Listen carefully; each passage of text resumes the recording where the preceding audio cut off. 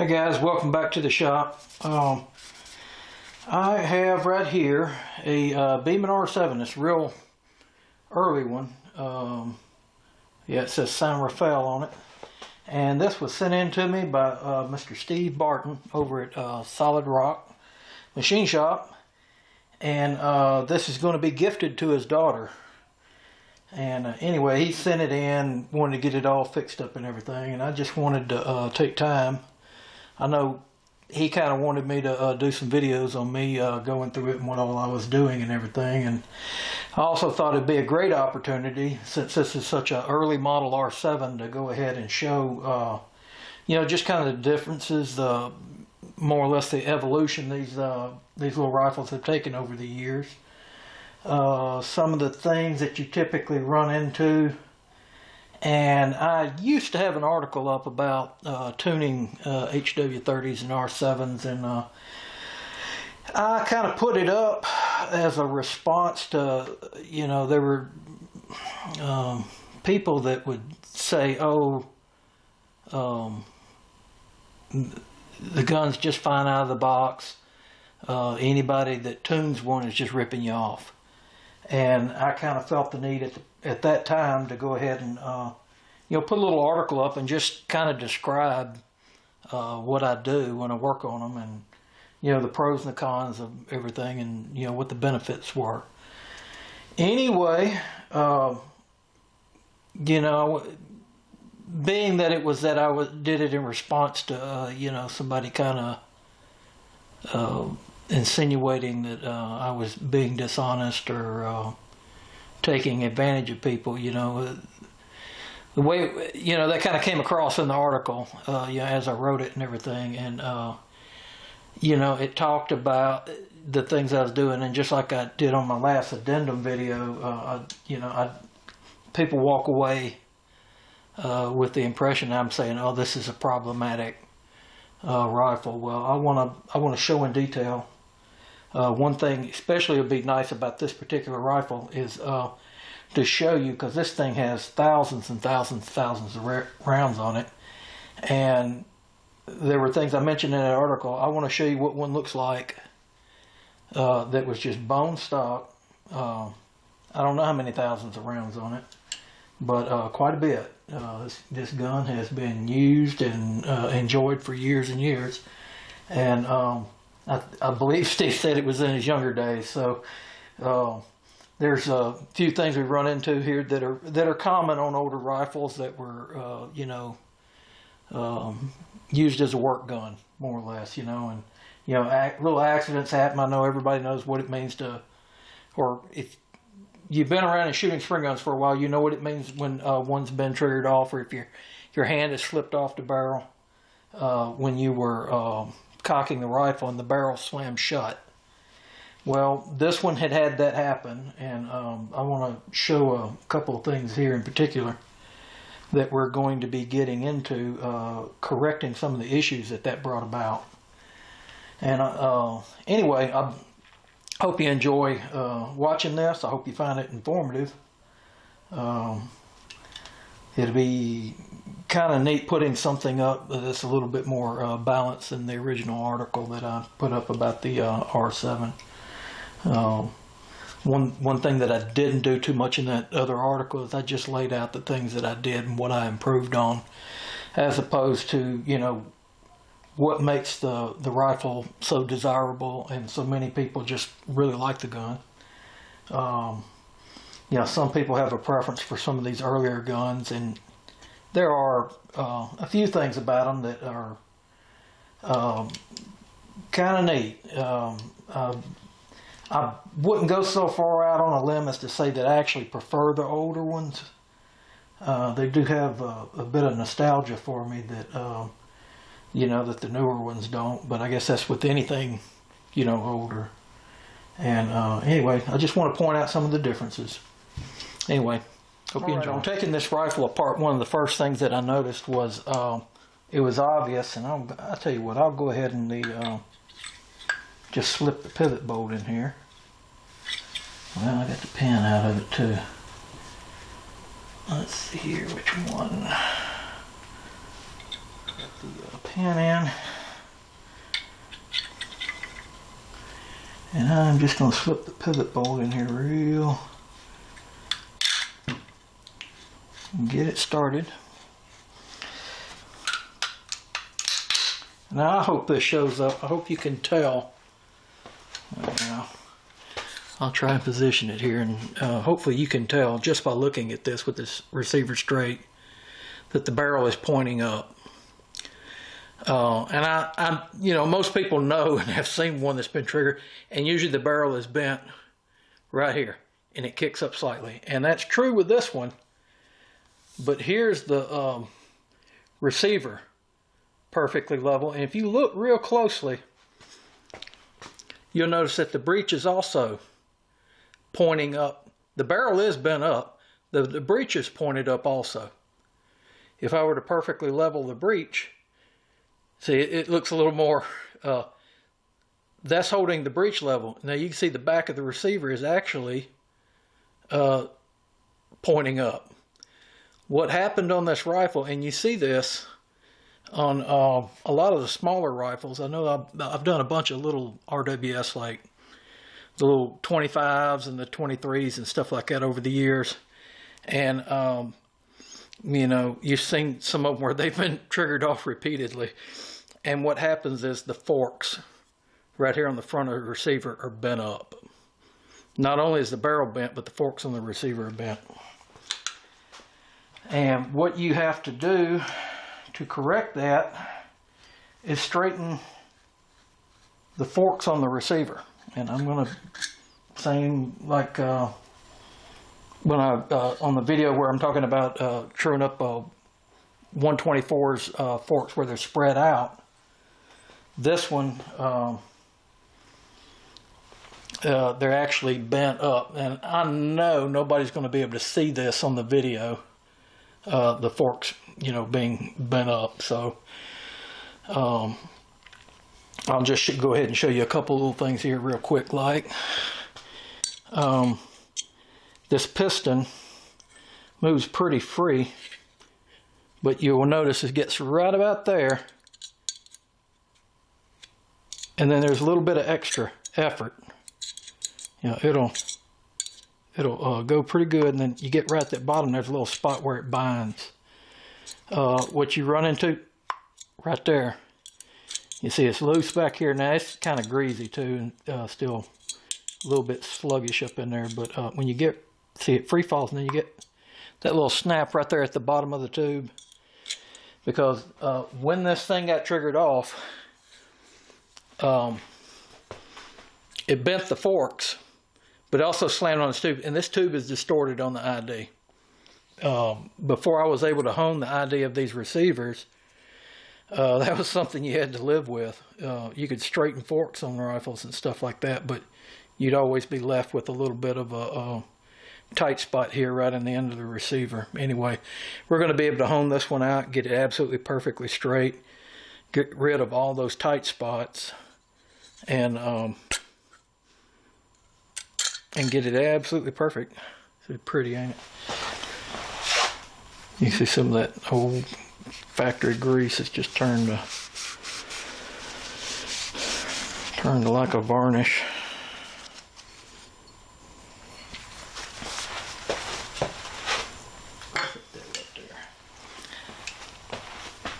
Now, one thing I do want to show on this, I know some people are familiar with these, the early little HW50s and HW30s, and the, let's see, 30s, 50s, but you can also do the Beeman designation, the little R7, which is what this is.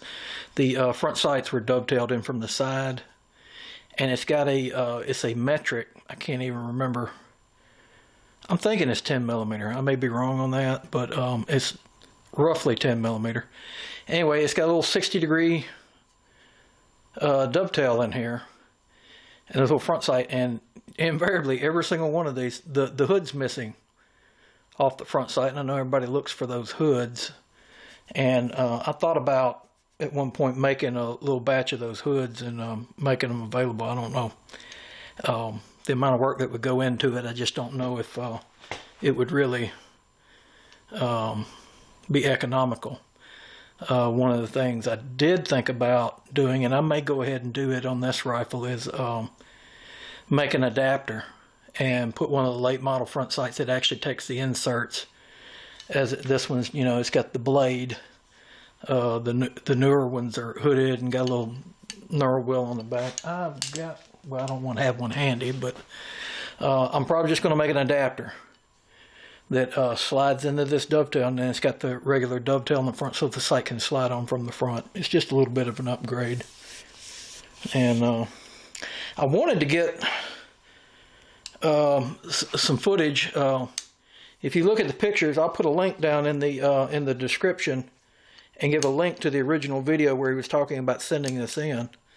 It's been quite a while since he put that video up. He mailed this, and it took over a month going through the Postal Service to get here. You know, I think the day that they were finally giving up, and his daughter was getting ready to file a claim for a lost package, it showed up the day she had filed the paperwork. But anyway, it's been here for a few weeks, and I got it apart you know, the week that it got here, and just kind of did the inspection. I'm just kind of now getting the camera out and giving everybody an idea of what we're getting ready to dive off in. Now here's a little bit of information. This is a late model R7 spring, and if you yeah, I don't know, here we go again, it's about 9 thousandths over.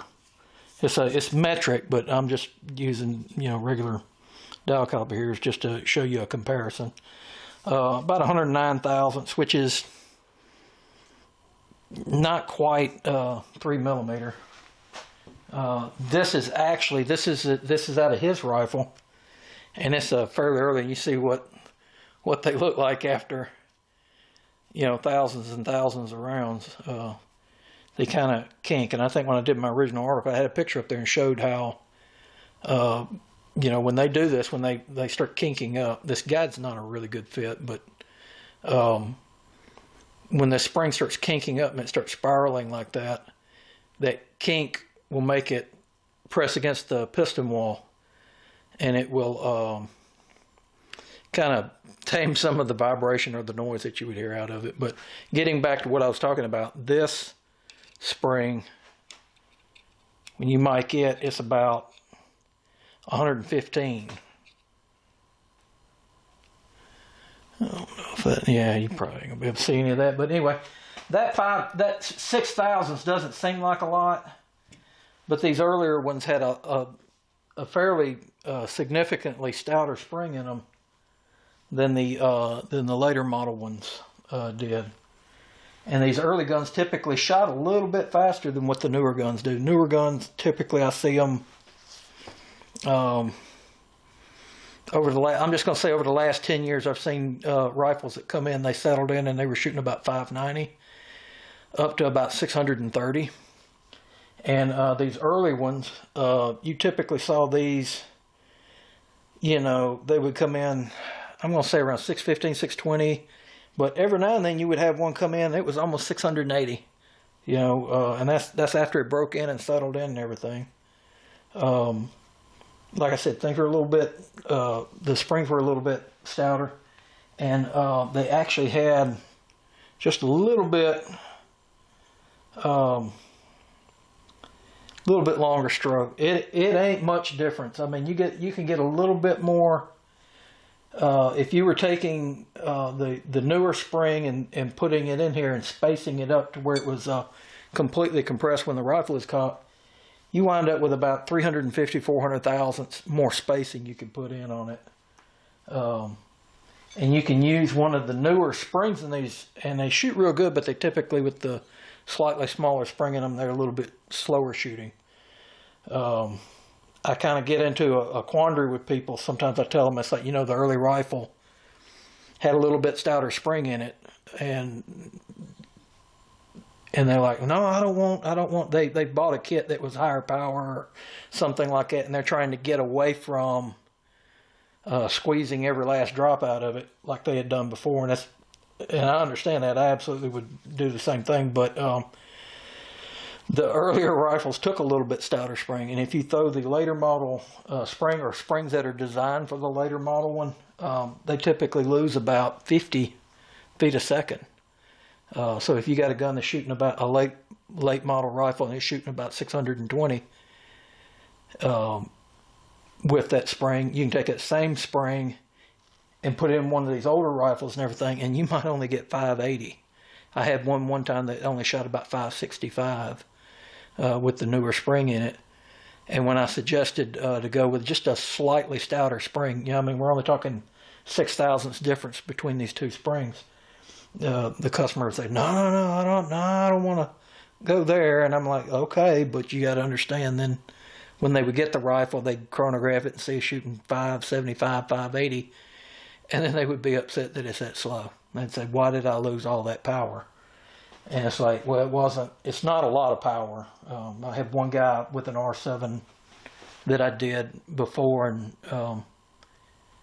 I think it was shooting 620 when he sent it to me. And when I sent it back to him, it was shooting about between 510 and not 510, 610 and about 615. And it was averaging about 620, 625 before he sent it to me. And he called me up and he was just went completely ballistic, wanting to know why he lost all that power. And I really just didn't know how to respond to that. It's like, 5 feet a second, 510 at the most. But anyway, so one thing you have to look at when you're working on, if you have one of these older rifles, and this one has a synthetic seal, but you see a lot of 30s that are very similar to this that have leather piston seals. The leather piston seal guns, there's not a lot of difference in the velocity between the synthetic and the leather seal guns, unless you start putting stouter and stouter springs behind them. Leather seals guns don't typically respond well to being oversprung. Most of the cleanup I did on this gun, it's like the bloom was just a little bit thin on the barrel. Like I said, if you look at the other video, him showing pictures of it before he was going to send it in, you can see kind of what it looked like, before. I've probably going to do the breech inserts on this one too. If you look here, and if you saw my previous video on why you put breech inserts, about how you don't have perfect contact. This side, while it's not perfectly around, you can see it's a little bit thin. The washer did kind of make contact for most of the circumference of the washer. You look at that, but if you come over here, you see it's like you got about half. So this one is a really good candidate for the breech inserts. You can also see right here, it's thinner up here. You got two washers, and it was actually rubbing slightly inside the forks on that side.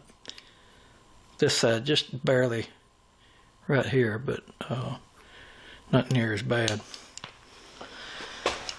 So we're probably going to go ahead and do the breech inserts on it, and I got to straighten the forks on the receiver, and we're going to have to hone it out and get that constriction out of the end of the tube. I'm going to pick around through here, and I've got several different springs, and I'm going to I have a spring that is 115 thousandths. It's just shy 3 millimeter, and I would not put it in a newer gun. Not a fan of trying to overspring one of the newer guns. They don't respond well. These early guns were when they came out of the factory, they were set up and they utilized stouter springs, and you could do it without much negative side effects. So I'm gonna look around here and see what I got. I have a bunch of springs that I bought. I probably have about 15 or 20 of them that the original spring that Jim made for the HW55, and it was about 15. I think it was 115. He has a newer spring, and it's 113 thousandths OD wire, but it's a high tensile wire, and it's a good bit stouter than the older springs that he made for the HW55. So I'm gonna have to play around with them and see which one I want to use in this. And I may wind up making about 2 kits and seeing which one works best.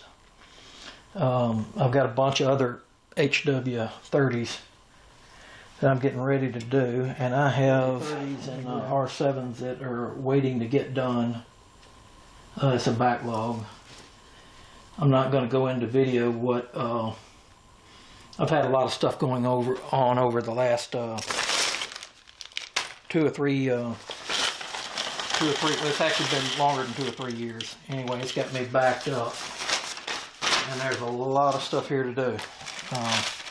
Most of y'all, if you've been on my website recently, you'll see where I list my services and everything. I'm not really taking anything in right now. I'll do rebuilds on 124s, but that's about it. Anyway, this is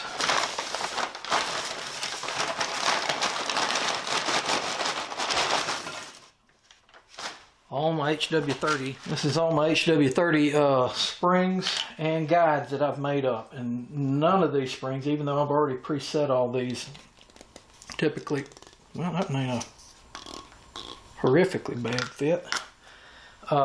Anyway, I typically make the guides a little bit larger than what the idea of these springs are, and I make my guides out of nylotron. Most nylons, nylotron or nylotron 101. This is typically called nylotron GS.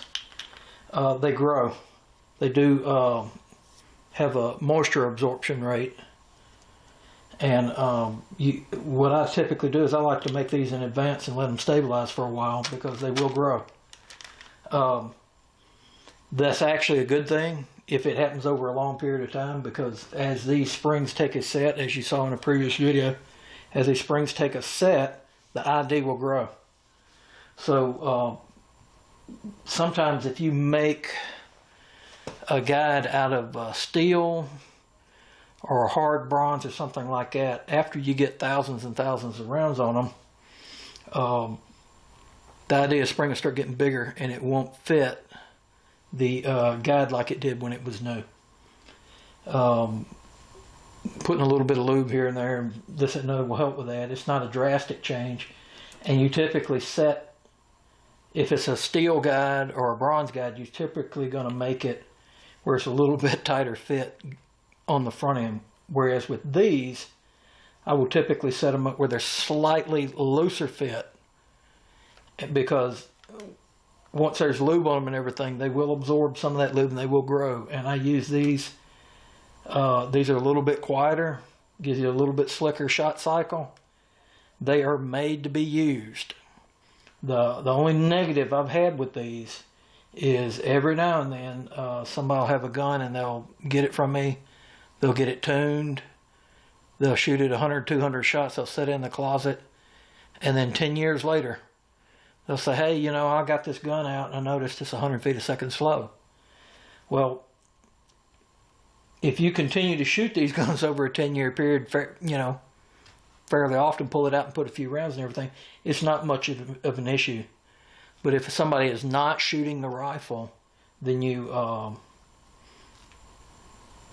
they'll set it in the closet, they'll set it in a safe or the gun rack or anything like that, and they'll pull it out years and years later, and then they'll notice a little bit slow. And then at that point, I've noticed like some of these, the guides will be a little bit too tight in the spring.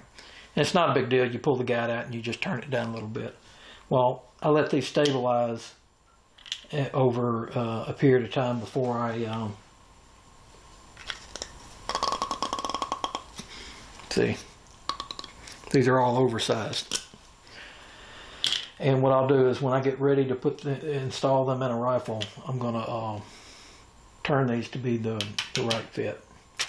But these are made to be used. They're not made to over, you know, if you don't shoot a rifle for 10, 15 years, it's like, you know, stuff happens. You know, the guide can grow on it and everything. And I have ran into that Not a lot. There's a few people. I've probably had maybe 6 or 7 people over the years that would contact me and say, you know, and I think I've actually got an R7 here now.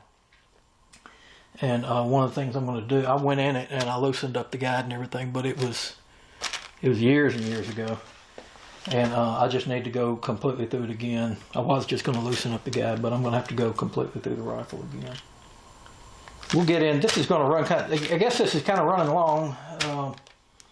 I guess this is pretty much just an intro. A couple things I'll show here.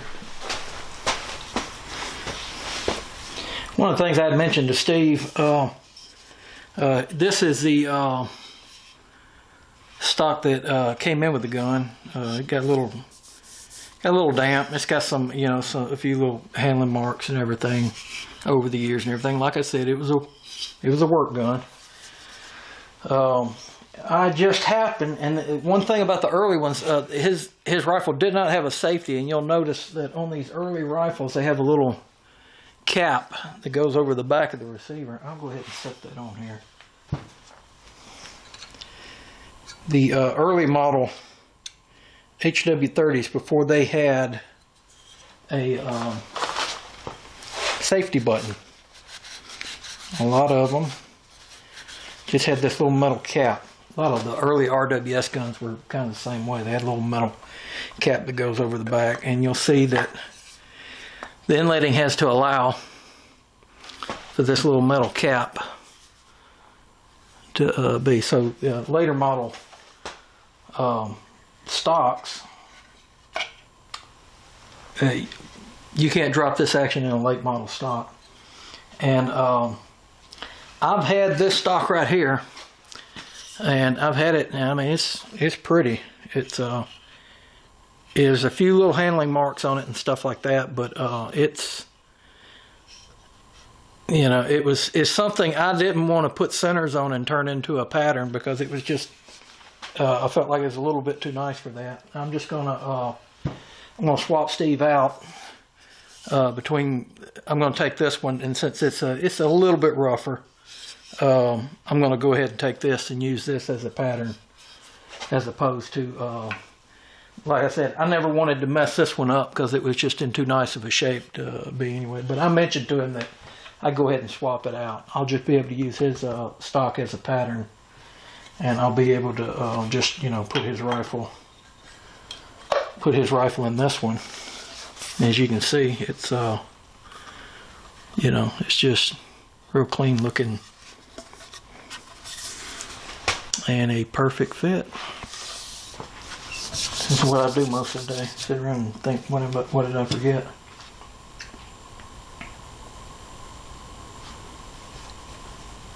There's a little bit of paint chipping on the rear sight. I've got other rear sights. I even have rear sights that are for older model rifles. The newer model rifles have an extra hole in the front, and they use that pin in the front to align the rear sight so it's perfectly straight. On these earlier rifles, they milled this groove right here in the front, and that's what held the sight perfectly straight. So it's a little bit different, but I've got other sights here. I'll just have to dig around. At one point I had a box full of these things if I can find them. Anyway, that'd be something else. The piston's slightly different, and like I said, you can space you have to space the spring up a little bit on these older ones. If you buy a kit for a late model HW30 and stick it in one of these older HW30s, it will shoot slow.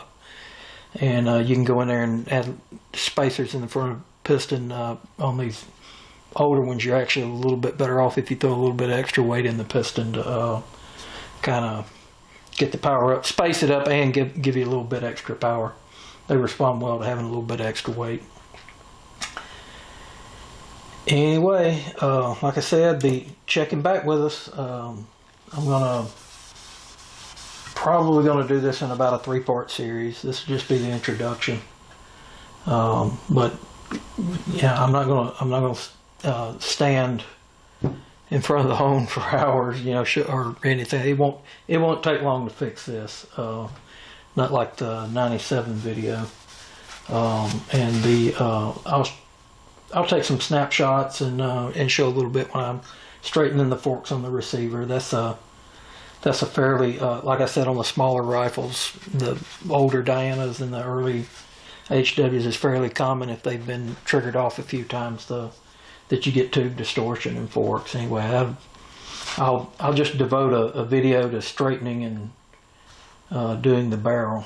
And anyway, I hope this gives you a little bit of information about, I hope you can glean something from what I said about the differences between the older and the newer. Anyway, thanks for watching, guys. Appreciate y'all putting up with my rambling, and hope you learned something from it. And see you next time.